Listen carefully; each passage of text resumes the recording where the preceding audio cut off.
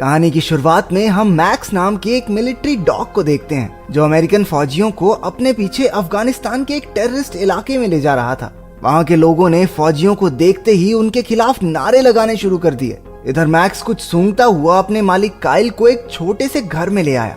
Max काफी देर तक एक कारपेट को सूंघता रहा। उसने कारपेट के नीचे बनी वो खुफिया जगह ढूंढ निकाली जिसमें गैर कानूनी बंदूकें और हथियार छिपाए गए थे। ये साबित हो गया था कि उस इलाके के लोग आतंकवादियों को हथियार बेचते थे। अपनी ड्यूटी खत्म करके काइल बेस पर पहुंचा और अपने पिता रे और माँ पैमेला से वीडियो कॉल पर बात करने लगा। रे भी एक रिटायर्ड आर्मी ऑफिसर था। काइल के माँ बाप भी मैक्स से बहुत प्यार करते थे। हालांकि काइल के भाई जस्टिन को कुत्तों में कुछ खास दिलचस्पी नहीं थी। कुछ दिन बाद काइल को उसके सीनियर ऑफिसर्स ने बुलाया। पता चला कि जितनी बंदूकें उन्होंने जब्त की थी वो सारी ऑफिस तक नहीं पहुंची। उन्हें शक था कि काइल की टीम में से कोई हथियार चुरा रहा है। काइल ने अपनी टीम से पूछताछ शुरू की तो पता चला कि इस सब के पीछे उसके बेस्ट फ्रेंड टाइलर का हाथ है। लेकिन काइल अपनी दोस्ती खराब नहीं करना चाहता था, इसलिए उसने टाइलर को एक मौका देने की सोची। अगले दिन काइल अपने ग्रुप के साथ अगले मिशन पर जा रहा था। मैक्स उन्हें अपने पीछे एक मैदान तक ले आया और बीच में रुक गया। इधर काइल ने टाइलर से कहा कि वो उसके गैर कानूनी हथियार सप्लाई करने के बिजनेस के बारे में सब जानता है। हालांकि माफी मांगने की बजाय टाइलर ने काइल को अपना मुंह बंद करके मिशन पे ध्यान देने को कहा। उधर मैक्स आगे बढ़ता जा रहा था। वहां आतंकियों ने माइंस बिछा रखे थे जिनके फटने से अचानक धमाके होने लगे। चारों ओर हड़बड़ी मच गई। मैक्स को मुसीबत में देखकर काइल तेजी से उसे बचाने भागा। उसने टाइलर को कवर फायर देने के लिए कहा, लेकिन वो नीच उसे धोखा देकर एक चट्टान के पीछे जाकर छुप गया। बदकिस्मती से काइल दुश्मनों से लड़ता हुआ शहीद हो गया। इसके बाद सेना के कुछ अफसर काइल के परिवार को उसकी मौत की खबर देने गए। उसके माँ बाप और भाई जस्टिन को ये सुनकर बहुत गहरा सदमा लगा। काइल को आखिरी बार अलविदा कहने के लिए पूरा परिवार चर्च में पहुंचा। मैक्स को भी वहां लाया गया जो अपने मालिक को खोकर बेहद दुखी था। वो चुपचाप जाकर काइल के ताबूत के पास बैठा रहा। फ्यूनरल पूरा हो जाने के बाद जब ऑफिसर्स मैक्स को वापस ले जाने लगे तो वो बुरी तरह छटपटाने लगा और उनके साथ चलने से मना कर दिया। वो जस्टिन को पहचान कर उसके पास चला गया। उसे जस्टिन में अपने मालिक की झलक नजर आ रही थी, लेकिन जस्टिन ने आर्मी ऑफिसर्स के साथ जाकर उसे वैन में छोड़ दिया। अगले दिन जस्टिन काइल के कमरे में बैठा उसकी तस्वीरें देख रहा था। उसके पिता रे ने आकर उसे दिलासा देने की कोशिश की, लेकिन जस्टिन गुस्से में आकर अपने पिता को ही काइल की मौत का दोषी ठहराने लगा। तभी पैमेला ने आकर उन्हें बताया कि मिलिट्री ने मैक्स को मार देने का फैसला लिया है। बिना वक्त गवाए वो तीनों मैक्स से मिलने डॉग शेल्टर पहुंचे। उन्हें पता चला कि मैक्स काफी खूंखार होकर आपे से बाहर हो चुका था। काइल की मौत के बाद से वो सदमे में था और किसी भी इंसान के उसके पास जाते ही वो उस पर अटैक कर देता। लेकिन जैसे ही जस्टिन ने कमरे में कदम रखा, मैक्स शांत होकर जमीन पर बैठ गया। मैक्स उसके ऑर्डर्स मानता था क्योंकि वो काफी हद तक काइल जैसा दिखता था। उसे जस्टिन के साथ खुश देखकर रे ने उसे अडॉप्ट करने का फैसला लिया। लेकिन घर पहुंचकर रे ने कहा कि क्योंकि मैक्स एक खूंखार जानवर है, इसलिए वो उसे घर के अंदर नहीं रख सकते। उन्होंने मैक्स को बाहर ही गार्डन में बांध दिया। रात के समय मैक्स जोर जोर से भौंकने लगा। उसके शोर मचाने की वजह से पूरा परिवार और आस पड़ोस के लोग भी बहुत परेशान हो रहे थे। ना चाहते हुए भी जस्टिन बाहर मैक्स के पास आया। उसे देखते ही मैक्स ने भौंकना बंद कर दिया। अब तो वो जस्टिन को वापस जाने ही नहीं दे रहा था, इसलिए जस्टिन मैक्स के पास ठीक वैसे ही लेट गया जैसे काइल लेटा करता था। जस्टिन के सो जाने के बाद मैक्स पूरी रात उसकी रखवाली करता रहा। अगली सुबह जस्टिन अपने दोस्त चूई और उसकी कजन कार्मेन से मिला। कार्मेन को कुत्ते बहुत अच्छे लगते थे। जस्टिन ने उन्हें बताया कि मैक्स को संभालना उसके लिए बहुत मुश्किल हो रहा है, तो कार्मेन ने कहा कि वो मैक्स को ट्रेन करने में उसकी मदद कर सकती है। अगले दिन कार्मेन और चूई उसके घर आए। कार्मेन ने जस्टिन को कुत्तों के पास जाने की ट्रेनिंग दी और उन्हें कंट्रोल करना भी सिखाया। कुछ ही घंटों की प्रैक्टिस में जस्टिन मैक्स को अपने साथ साथ घुमाने लगा। रात को जब सभी डिनर कर रहे थे तो अचानक बाहर से मैक्स के जोर जोर से भौंकने की आवाजें आने लगी। तभी दरवाजे पर घंटी बजी। जस्टिन ने देखा कि दरवाजे पर टाइलर था। उसके माँ बाप टाइलर को देखकर बहुत खुश हुए। पूछने पर टाइलर ने बताया कि एक मिशन के दौरान उसे काफी चोटें आई थी, इसलिए वो थोड़ा आराम करने के लिए घर वापस आया है। बाद में वो टाइलर को मैक्स से मिलाने ले गए तो मैक्स उसे देखकर जोर जोर से भौंकने लगा और आपे से बाहर हो गया। गुस्से में मैक्स ने अपनी चेन तोड़ डाली और टाइलर पर हमला कर दिया।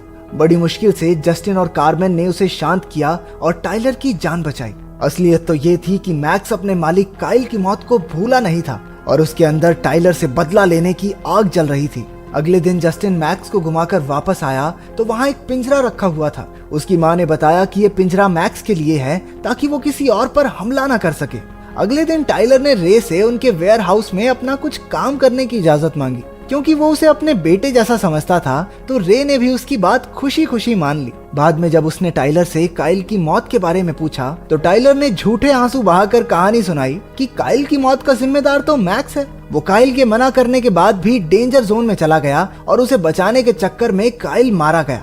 ये सुनते ही रे गुस्से से लाल हो गया और मैक्स को मारने के लिए भागा। उसने अपनी बंदूक निकाली और ट्रिगर दबाने ही वाला था कि जस्टिन ने ऐन वक्त पर आकर उसे रोक दिया। अगले दिन जस्टिन फौज के डॉग शेल्टर में पहुंचा। वहां उसे काइल का दोस्त सार्जेंट रियस मिला, जिसने बताया कि मैक्स उनका आज तक का सबसे बेहतरीन मिलिट्री डॉग है। उसके मुताबिक मैक्स कभी भी काइल को चोट नहीं पहुंचा सकता। उसने ये भी बताया कि टाइलर को कोई चोट वोट नहीं लगी, उसे तो नौकरी से सस्पेंड किया गया है। उसने चूई और कार्मेन के साथ मैक्स की ट्रेनिंग के समय की वीडियोस देखी। तब उसे पता चला कि मैक्स काइल के कितना करीब था। उसे अब पूरा यकीन हो गया था कि मैक्स की वजह से काइल की जान नहीं जा सकती। तभी वहां चूई का दूसरा कजन एमिलियो आ गया। बीच में उसे टाइलर का कॉल आया जिससे जस्टिन को उस पर शक हो गया। इसलिए एमिलियो के जाते ही वो मैक्स के साथ उसका पीछा करने लगा। कुछ देर बाद वो जंगल के बीच पहुंचे जहां एमिलियो टाइलर से मिलने आया था। तभी वहां कुछ गुंडे भी आ गए जो असल में टाइलर से हथियार खरीदने आए थे। तब जस्टिन को समझ आया कि टाइलर असल में अफगानिस्तान के गैर कानूनी हथियार अमेरिका में बेचता है। उसी वक्त उन गुंडों के कुत्तों ने मैक्स को भौंकते सुन लिया और उसके पीछे भागने लगे। मैक्स उन दोनों खूंखार कुत्तों से अकेला लड़ गया और उन्हें हराकर जस्टिन के साथ भागा। खुशकिस्मती से वो हाईवे तक पहुंच गए जहां एक औरत ने उन्हें लिफ्ट देकर घर तक छोड़ दिया। अंदर जाकर जस्टिन ने देखा कि टाइलर और उसका पार्टनर डेप्यूटी स्टैक वहीं मौजूद थे।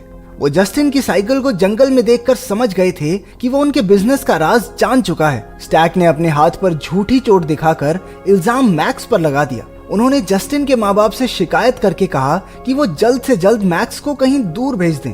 जब जस्टिन नहीं माना तो टाइलर उसे अपने साथ अकेले में ले आया और उसके पूरे परिवार को जान से मारने की धमकी दी। अपने परिवार की जान बचाने के लिए जस्टिन मैक्स को भेजने के लिए राजी हो गया। कुछ ही देर में डॉग शेल्टर के लोग आकर मैक्स को ले गए। इसके बाद टाइलर काम पर था जब रे ने उससे पूछा कि बिना उसकी इजाजत के उसने स्टोरेज यूनिट का इस्तेमाल क्यों किया। असल में उस स्टोरेज यूनिट का इस्तेमाल टाइलर गैर कानूनी हथियार रखने के लिए करता था, लेकिन उसने झूठ कह दिया कि वो जगह उसका एक दोस्त इस्तेमाल कर रहा है। उधर मैक्स डॉग शेल्टर में कंट्रोल से बाहर हो रहा था। वो सिक्योरिटी गार्ड्स पर हमला करके सबको चकमा देकर वहां से भाग गया। रात को रे जस्टिन से बात करने आया, लेकिन वो कुछ नहीं बोला। रे समझ गया कि जस्टिन जरूर कुछ न कुछ छुपा रहा है, लेकिन जस्टिन बहुत डरा हुआ था, इसलिए उसने पूछने पर भी कुछ नहीं बताया। बाद में रे अपने स्टोरेज यूनिट पर पहुंचा जहां उसने टाइलर और स्टैक को ट्रक में बंदूकें रखते हुए रंगे हाथों पकड़ लिया। उसके कुछ करने से पहले ही एमिलियो ने उसे बंदूक की नोक पर बंदी बना लिया। उधर पैमेला को रे का मैसेज आया कि वो आज रात अपने हंटिंग हाउस में रुकेगा, लेकिन पैमेला के मुताबिक उनका कोई हंटिंग हाउस था ही नहीं। जस्टिन चूई और कार्मेन के साथ अपने पिता को ढूंढने निकल पड़ा। उन्हें स्टोरेज यूनिट्स का ताला टूटा हुआ मिला। मैक्स ने ताला सूंघा और उन्हें रे की ओर ले जाने लगा। पूरी रात इधर उधर ढूंढने के बाद जस्टिन और उसका ग्रुप एक सुनसान जगह पर पहुंचे। उन्होंने टाइलर को उसके साथियों के साथ हथियार बेचते देखा। रे भी उन्हीं की कार में बैठा था। जब तक जस्टिन और चूई टाइलर पर नजर रखे हुए थे, कार्मेन जल्दी से पुलिस को बुलाने चली गई, लेकिन टाइलर के कुत्तों ने जस्टिन को सूंघ लिया और उन पर हमला करने के लिए भागे। लेकिन इस बार भी अपने मैक्स ने उन दोनों कुत्तों को पेल दिया। इधर टाइलर और एमिलियो जंगल में जस्टिन के पीछे भागे। रे ने भी मौका देखकर स्टैक पर हमला करके खुद को आजाद कर लिया। जल्द ही मैक्स और जस्टिन भी वहां पहुंच गए। दोनों बाप बेटे का दिल एक दूसरे को देखकर भर आया, लेकिन खतरा अभी टला नहीं था। उन्होंने प्लान बनाया कि दोनों अलग अलग रास्तों से जाकर टाइलर को चकमा देंगे। दूसरी तरफ स्टैक अपनी कार में बैठकर बाप बेटे को ढूंढने निकला। उसने रे को देखकर उस पर गाड़ी चढ़ाने की कोशिश की, लेकिन रे ने उस पर गोली चला दी। गाड़ी ब्रिज के नीचे जा गिरी और जोरदार धमाका हुआ। उधर टाइलर ने जस्टिन को पकड़ लिया। वो उसे जान से मारना चाहता था क्योंकि जस्टिन की वजह से उसकी बनी बनाई डील खराब हो गई। उसी वक्त मैक्स ने टाइलर पर जोरदार हमला बोल दिया। उसने झपट कर टाइलर को ब्रिज से नीचे नदी में गिरा दिया। सही वक्त पर कार्मेन पुलिस के साथ पहुंच गई और सारे बदमाश पकड़े गए। आखिर में जस्टिन और मैक्स काइल की कब्र पर खड़े थे। जस्टिन ने काइल का शुक्रिया अदा करके पहली बार उसे सैल्यूट किया। घर लौटने पर उसके दोस्तों और परिवार ने उसका जमकर स्वागत किया। बाहर मैक्स का पिंजरा भी नहीं था। रे ने कहा कि अब से मैक्स उनके परिवार का हिस्सा बनके घर के अंदर ही रहेगा। उनका परिवार एक बार फिर से पूरा हो गया।